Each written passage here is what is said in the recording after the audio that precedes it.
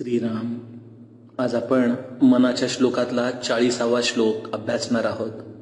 समर्थ माऊली म्हणतीये, मना पाविजे सर्वही सुख जेथे, अति आदरे ठेविजे लक्ष तेथे, विवेके कुडी कल्पना पालटीजे, मना सज्जना राघवी वस्ती कीजे.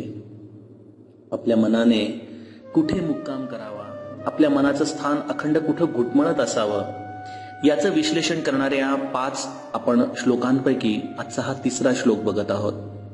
समर्थ माऊली आपल्या मनाला समजवताना म्हणतीये की हे मना, तू रात्रंदिवस ज्या सुखाचा शोध घेतोयस, कारण की सुख ही तुझी स्वाभाविक तहान आहे. तू सुखासाठीच धडपडतोय, सुखासाठीच तळमळतोयस. मी तुला असं स्थान सांगतो की ज्या स्थानाशी जर तू अखंड राहिलास तर तुला सर्व प्रकारची सुख तिथे मिळू शकतात. अशा त्या स्थानाकडे तू अत्यंत आदराने लक्ष दे. हे मना, तू आपल्या कल्पनांचा पालट कर. तुझी जी सुखाची कल्पना आहे ती सुखाची कल्पना या देहामध्ये राहत असताना विवेकाच्या आधाराने पालटून घे. आणि मग तुझ्या लक्षात येईल की ज्या गोष्टींना म्हणून मी सुख मानत होतो, सुख हे त्याच्या कितीतरी पटीने मोठं, पण त्याच्यापेक्षा अत्यंत वेगळ्या पद्धतीने माझ्या आयुष्यामध्ये येऊ शकतं. आणि असा तो राघव जो सुखाचा धाम आहे, अशा ठिकाणी तू आपल्या मनाची वस्ती ठेव, असा समर्थ माऊलीचा त्याच्या साधकांसाठी सल्ला आहे. श्रोते हो, मला लहानपणीची एक गोष्ट आठवते. एकदा एक बेडूक आपल्या आईबरोबर तळ्याच्या शेजारी थोडंसं ऊन खाण्यासाठी म्हणून आलेला असतो. आणि त्याच वेळेला तिथे एक मोठी म्हैस पाणी प्यायला आलेली असते. या बेडकीच्या पिल्लाने त्या म्हशीला बघितलं. त्याने त्याच्या आयुष्यामध्ये एवढं मोठं जनावर कधी बघितलंच नव्हतं. तो घाबरला आणि आपल्या आईला जाऊन सांगू लागला की एक अत्यंत महाकाय असा प्राणी मी बघितला, त्याचं पोट खूप खूप मोठं होतं. बेडकीला वाटलं की असं असून असून किती मोठं असणार, म्हणून बेडकी अगदी आपल्या पूर्ण ताकदीनिशी आपल्या त्या पिल्लाला पोट फुगवून स्वतःचं दाखवू लागली की एवढं मोठं होतं का, एवढं मोठं होतं का. अगदी शेवटी तिने आपला पूर्ण जोर लावला. बिचारीचं पोट फाटलं, पण तिचं एक कुठल्याही प्रकाराने म्हशी इतकं मोठं पोट होऊ शकलं नाही.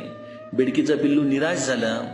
ज्याप्रमाणे आपली पूर्ण ताकद एकवटूनही ते त्या म्हशीच्या आकारमानाच्या 1/100 देखील मोठं होऊ शकलं नाही, तशी मानवी मनाची कल्पना आहे. श्रोते हो, मानवी मनाची कल्पना काय आहे?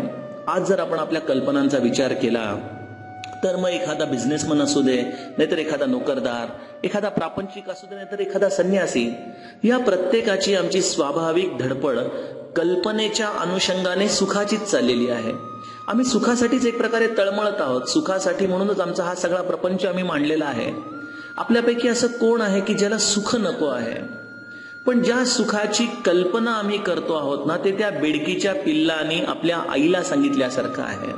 आणि आई मग ज्याप्रमाणे पोट फुगवते त्याप्रमाणे आपण आपल्या कल्पनेचं पोट आपल्या अंतरंगामध्ये फुगवत असतो की सुख सुख म्हणजे नेमकं काय. आपल्यासारख्या सामान्य कदाचित मध्यमवर्गीय पांढरपेशा वर्गातल्या लोकांना जर विचारलं की सुख म्हणजे काय, तर मग आपण कदाचित सुखाची व्याख्या करताना सांगू की सुख म्हणजे 2 BHKचा फ्लॅट, सुख म्हणजे चांगली 2 मुलं, सुख म्हणजे एखादी चांगली नोकरी, सुख म्हणजे कदाचित चांगला पगार, सुख म्हणजे चांगलं आरोग्य, सुख म्हणजे अजूनही कदाचित चांगला बँक बॅलन्स. याच्या पलीकडे आमची सुखाची कल्पना त्या बेडकीच्या आईसारखी आम्ही कितीही फुगवली तरी ती फुगू शकत नाही. आमची कल्पनाच तेवढी आहे. आता यामध्ये आमचा दोष तो काय? त्यामुळं श्री महाराज बऱ्याचदा म्हणायचे की मला जे तुम्हाला द्यायचंय ना, ते जर मी तुम्हाला दिलं तर तुमची झोळी फाटून जाईल. परमेश्वर हा अनंत आहे आणि त्या अनंताचं देणं देखील अनंत आहे. त्या अनंताची कल्पना आमच्यासारखी शांत मंडळी जी एका अर्थाने स्थूलामध्ये आहेत, बुद्धीमध्ये आहेत, आपल्या बुद्धीच्या आधाराने त्या सुखाची कल्पना देखील आपण करू शकत नाही. आणि त्यामुळंच कदाचित वेण्णा स्वामी आपल्या शेवटच्या अभंगामध्ये ज्या वेळेला त्या समर्थचरणी विलीन होत होत्या, त्यावेळेला त्या शेवटच्या कीर्तनामध्ये त्यांनी जो अभंग घेतला होता त्यामध्ये त्या म्हणतात की बंध विमोचन राम माझा, बंध विमोचन राम, सद्गुरु कृपया ओळखिला जो, कौसल्येचा राम माझा, बंध विमोचन राम. काय ओळखला कौसल्येचा रामामध्ये? काय सापडलं त्याला? तोची एक सुखधाम, सगळ्या सुखाचा धाम असा माझा तो राम, जो कौसल्याच्या पोटी आला आणि कौसल्याच्या पोटी येऊन माझ्या सद्गुरूच्या कृपा आशीर्वादामुळे चराचरामध्ये, सगळ्या विश्वामध्ये आणि माझ्या आत्मारामाच्या अनुषंगाने व्यापून उरलेला तोच कौसल्याचा राम मी सद्गुरु कृपेने पाहिला, ओळखला, त्याचा मला साक्षात्कार झाला. आणि मग त्या रामाने काय केलं? तोची एक सुखधाम, मला त्यांनी त्या सुखाच्या धामामध्ये, स्वतःच्या निजधामामध्ये ठेवून घेतलं आणि मला सुखरूप करून टाकलं. श्रोतेहो, या संतांचे अभंग वरवर बघता अत्यंत सोपे वाटतात, पण सुखाची कल्पना म्हणून आम्ही जी काही करू शकतो त्याच्या कितीतरी पटीने, अनंत पटीने त्या परमात्म्याचं सौख्य आपल्या अंतरंगामध्ये येऊ शकतं. पण आमच्याकडं कल्पना नावाची एक विचित्र शक्ती आहे. या कल्पना नावाच्या शक्तीनेच शास्त्रज्ञ मोठे मोठे शोध लावतात. या कल्पना नावाच्या शक्तीनेच मनुष्य परमार्थाच्या सूक्ष्मामध्ये देखील शिरू शकतो. कल्पना नावाच्या शक्तीने सद्गुरु कृपेने अद्वैत ग्रंथांचं तत्वज्ञान अंतरंगामध्ये उदय पावतं. पण ही कल्पना नावाची शक्ती जेव्हा दृश्याकडे धावू लागते तेव्हा तिला बरेचसे लिमिटेशन्स येतात. ती एका टप्प्याच्या पलीकडे जाऊ शकत नाही आणि मनुष्याची नेमकी सुखाची कल्पना करताना तो त्याच्यापेक्षाही कितीतरी पटीने मोठा असलेल्या या सुखाच्या अगदी दरवाजापर्यंत, उंबरठ्यापर्यंत देखील कल्पनेच्या अनुषंगाने जाऊ शकत नाही. मग खरं सुख कुठे आहे? खरं सुख म्हणजे काय? हे दृश्य जगात मिळतं तेच खरं सुख आहे का सुख हे त्याच्यात पडलीकडं आहे? सुखाची नेमकी व्याख्या तरी काय आहे?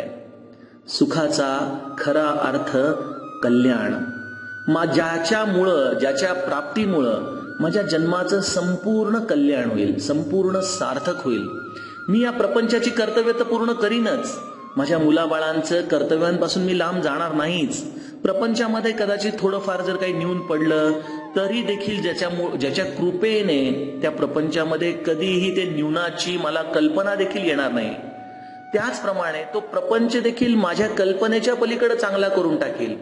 इतकंच नाही, त्या प्रपंचामध्ये राहत असताना जे काही म्हणून माझं प्रारब्ध आहे, जे काही म्हणून मला दुःखाचे भोग भोगायचे आहेत, या दुःखाच्या भोगामध्येही तो सुखधाम माझ्या अंतरंगामध्ये माझं समाधान कधी भंगू देणार नाही.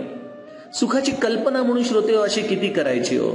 या परमेश्वराने जो केवट होता ना, जो नावाडी होता, जो रामाजवळ आला, ज्याने काहीही रामाला मागितलं नाही, त्याला रामाने निर्मळ भक्ती देऊन टाकली. त्या श्रीकृष्णाकडे त्याचा परममित्र सुदामा गेला. त्या सुदाम्याने देखील आपल्या अंतरंगामध्ये एकही वासनेचा कण ठेवला नाही. सुदाम्याच्या डोळ्यामध्ये कितीही खोलवर बघितलं तरी 18 विश्व दारिद्र्य असूनही श्रीकृष्णाला कुठेही वासना सापडली नाही. मग त्या श्रीकृष्णाने त्याचे चरण प्रक्षालन, हस्त प्रक्षालन करताना कुंकवाचं बोट लावता लावता त्याची हस्तरेखाच बदलून टाकली आणि त्याचं प्रारब्ध बदलून टाकलं. त्याच रामाने आपल्या पुष्पक विमानात अख्ख्या अयोध्येच्या वासियांना आपला विरह सहन होऊ नये म्हणून आपली लीला कार्य संपवताना आपल्या निजधामामध्ये तो घेऊन गेला. भगवंत हा सर्व प्रकारे त्या जीवाला सुखामध्ये ठेवू शकतो, सर्व प्रकाराने. त्यामुळे लौकिक, पारलौकिक ह्याच्यातलं कुठलीच गोष्ट माझ्या रामाला अशक्य नाही. गरज आहे ती मी माझ्या कल्पना पालटवण्याची. ज्या विश्वामधून मी सुख मिळवण्याची धडपड करतोय ती सगळी माझी कल्पना शक्ती जर मी माझ्या रामाकडे लावू शकलो, त्या रामाचं जर मी चिंतन करू शकलो, त्या रामाशीच मी माझं सख्य ठेवू शकलो आणि त्या रामाशीच माझा सगळा प्रपंच हा त्याचा तो स्वामी आहे जाणून जर करू शकलो, तर अति आदरे ठेवी जे लक्ष तेथे, याचा अर्थ अनुसंधान ते आपल्या आयुष्यामध्ये येईल. सगळं व्यवहार हे स्वामींना, आपल्या महाराजांना, आपल्या रामाला केंद्रित ठेवून करणं, याचा अर्थ अति आदरे ठेवी जे लक्ष देते. आणि अशा वृत्तीने जर आपण आपल्या सर्व मनाच्या व्यापारांना, मग तो प्रापंचिक असो की परमार्थिक असो, ते ज्ञान लौकिक असो की पारलौकिक असो, या सगळ्यांमध्ये जर रामाला केंद्रभूत ठेवलं, माझ्या महाराजांना केंद्रभूत ठेवलं, सद्गुरूंना केंद्रभूत ठेवलं, तर तो परमदाता, या ब्रह्मांडाचा प्रपंच चालवणारा, आपल्यासारख्या 3-4 लोकांचा छोटा प्रपंच नाही का सांभाळू शकणार? आपण बघतो ना की एखाद्या कुठल्या तरी संस्थेमध्ये आमच्या अगदी गोंदवल्याचं जरी लक्षण बघितलं तर किती हजारो लोक दररोज येतात आणि जेवण करतात. तिथं कुठल्याही गोष्टीची कधी कमीच पडत नाही. हे आपण सगळेजण अगदी तोंडात बोट घालून म्हणतो की अहो घरामध्ये हे कसं होऊ शकेल का हो? अर्थात हे घरामध्ये होऊ शकेल. गरज फक्त आहे की ज्याप्रमाणे गोंदवल्यामध्ये आपण म्हणतो की महाराजांची सत्ता आहे, त्याच सत्तेचा अधिकार आपण आपल्या घरामध्ये महाराजांना दिला पाहिजे. आणि मग महाराजांच्या हातामध्ये जर सत्ता दिली तर घराचंही गोंदवले होईल, घराचंही सज्जनगड होईल. तिथे देखील अखंड अन्नदान चालेल, तिथे देखील शांती, समाधान, वैभव, ऐश्वर या सगळ्या गोष्टी लोळण घेतील. सगळ्या रिद्धी-सिद्धी तिथं असतील. पण त्या विदेही जनक राजासारखे तुम्ही सगळ्यांमध्ये असूनही तुमचं मन मात्र त्या रामाच्या चरणी अखंड नतमस्तक असेल. आणि मग तुम्हाला या सुखधाम या शब्दाचा अर्थ अंतरंगामध्ये कळेल. हे मना, अशा त्या राघवाच्या ठिकाणी तू वस्ती कर, असं समर्थ माऊलीचं म्हणणं आहे. जानकी जीवन स्मरण जय जय राम.